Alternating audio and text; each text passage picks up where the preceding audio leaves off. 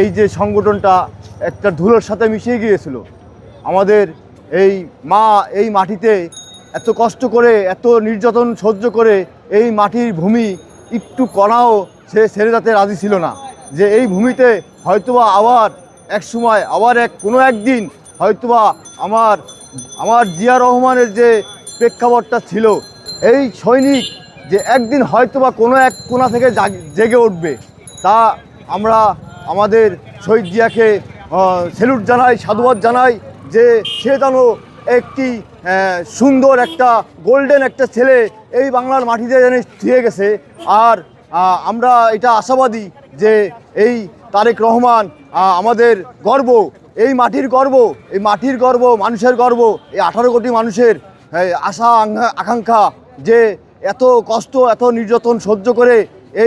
এই দলটা কোনো দিন কখনো আর দাঁড়িয়ে সোজা হয়ে উঠতে পারবে না, এরকম আশাবাদী আমাদের দলের কর্মীদের এরকম ছিল,